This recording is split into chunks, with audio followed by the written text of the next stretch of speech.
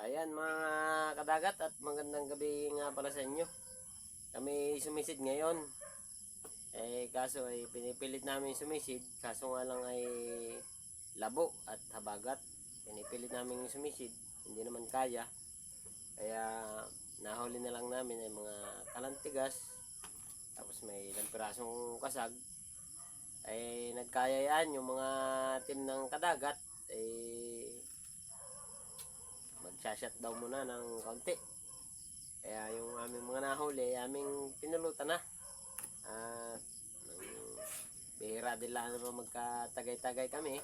At si Kadagat Jason, ano nga pala si Kadagat Joseph, ayan, dinadali ang tabahong na aming nadali. At ito yung aming mga nahuli kanina. Aming niluto na.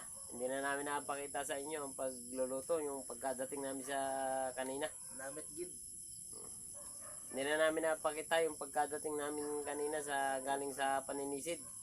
Aming niluto na muna at kami naligo bago kami nag-video ganito. Aring aming mga nahuli.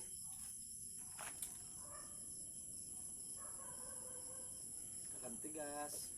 May kalantigas. Tabaho. Kasag na ilan. Ito yung mga kasag mga kadagat. Aming niluto na at pupulutanin daw. Yan yung mga tabahong. May sinampalukan. May niluyahan. Yun o. Si Kadagat Joseph. Si Kadagat Jason. Yan. At wala nga pala yung aming isang kadagat. Si Kadagat Ian. Hindi pa namin kasama ngayon at tatamad daw siyang sumisid at alam niya labo. Pagod. Alam niya labo ay tas pagod pa.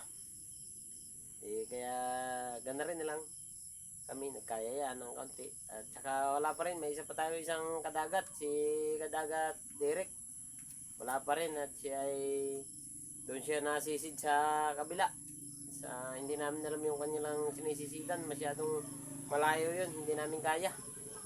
Kaya kami din na lang muna. Malayo kasi yun, malalim pati. Kami naman ay pandito-dito lang sa mabababaw. Saka alam niyo naman, hindi kami nasisid ng malalalim. Pang mababaw lang. Ayan. Parang siya. Si Kadagat Jason. Si Kadagat Joseph. At saka si Kadagat Leo pa rin. Yan. At yun na lang mga kadagat. At yun na lang po. Hanggang dito na lang po. Abang-abang kayo sa aming mga next dive. Hindi kami makakadive nito mga susunod na araw. At kunay, mga habagat pa. Hindi namin alam kung saan kami dadive ng linaw. Siguro dadive kami ng linaw ay hahanap na lang muna ng bagong dadayban. Kung saan pa pwede. At yun na lang po mga kadagat.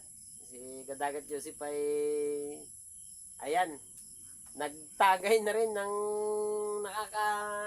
mga basa pa. Hindi pa nakakapagpalit. Hindi pa sila uwi at malayo-layo pa rin yung uwian nila kaysa dito sa amin. At ito yung aming bahay ay sila medyo malayo-layo ng kaunti at yung mga motor nila, mga nakaparking doon. Ayan.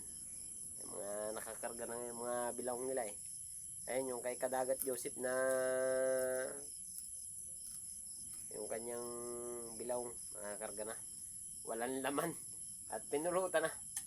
At yun lang po. At maraming po salamat sa inyong lahat. At paki-subscribe na lang po ng ating YouTube channel. Kadagat pa rin po. Follow and share.